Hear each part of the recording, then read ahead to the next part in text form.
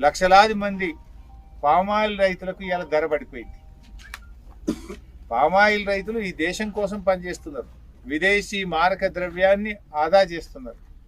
ప్రతి సంవత్సరం 1,00,000 కోట్ల రూపాయల పామాయిల్ను మనం దిగుమతి చేసుకుంటుంటే ఈ రైతులు పంట పండించి మన విదేశీ మారక ద్రవ్యాన్ని ఆదా చేసి దేశం కోసం రైతులు పనిచేస్తుంటే ఆ రైతులను ఇలా బీజేపీ ప్రభుత్వం పొట్టగొడతా ఉంది.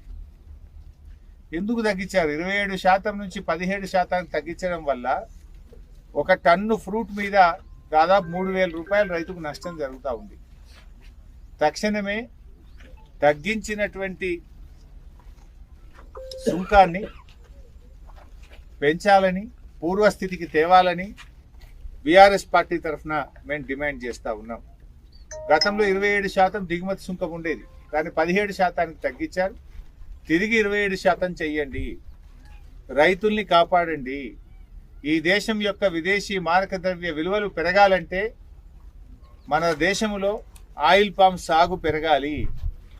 మీరు రైతుని ప్రోత్సహిస్తారా, రైతును దెబ్బ కొడతారా? మీరు ఇలా పిడికెడు మంది కార్పొరేట్లకు, రిఫైనరీలకు సాయం చేయడానికి, వాళ్ళ రిఫైనరీలు మూతపడ్డాయి, వాళ్ళ రిఫైనరీలు నడుస్తలేవు కనుక ఆ రిఫైనరీల ఒత్తిడికి తల ఒగ్గి ఇవాళ మీరు 27% నుంచి 17%కి ట్యాక్స్ తగ్గించారు. ఇది దుర్మార్గం. కోట్ల ఎకరాల్లో పంట పండుతుంది.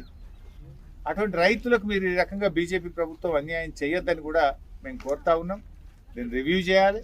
తక్షణమే దిగుమతి సుంకాన్ని పూర్వస్థితి 27%కి తేవాలని బీఆర్ఎస్ పార్టీ డిమాండ్ చేస్తుంది.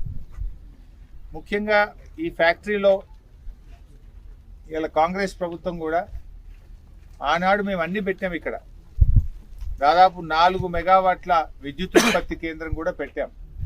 అంటే ఈ కంపెనీ నడవడానికి అవసరమైన కరెంటు ఈ కంపెనీలోనే తయారవుతుంది. మనకు ఫ్రూట్ నుంచి వచ్చేటువంటి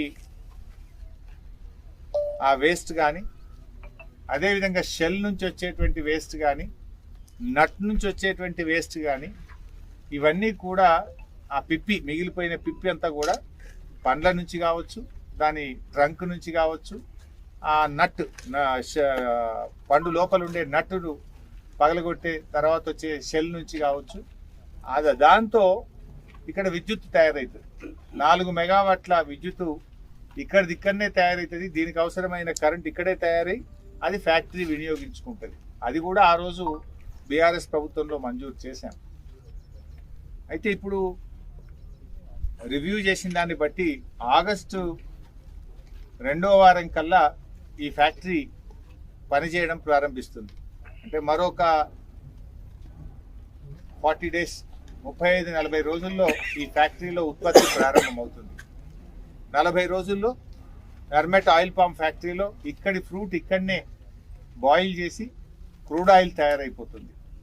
ఇప్పటి వరకు వస్తున్న ఫ్రూట్ మన దగ్గర నుంచి ఖమ్మం జిల్లా అశ్వరావుపేటకు తీసుకుపోయి అక్కడ ఫ్యాక్టరీలో క్రూడ్ ఆయిల్ తయారు చేస్తూ ఉన్నారు. ఇంకో 40 రోజుల్లో ఈ ఫ్యాక్టరీ స్టార్ట్ అయిపోయి ఇక్కడ రైతులకు ఇక్కడే క్రూడ్ ఆయిల్ తయారవుతుంది. ఇక్కడనే మన ఫ్యాక్టరీ ప్రారంభమవుతుంది. అయితే రైతులకు వీళ్ళు ట్రాన్స్పోర్ట్ డబ్బులు ఇవ్వడం లేదు. నేను ఇప్పుడే ఎండి గారితో, కమిషనర్ గారితో కూడా మాట్లాడాను, జిఎం గారితో కూడా మాట్లాడాను. 0 to 15 కిలోమీటర్స్ వరకు 370 రూపాయలు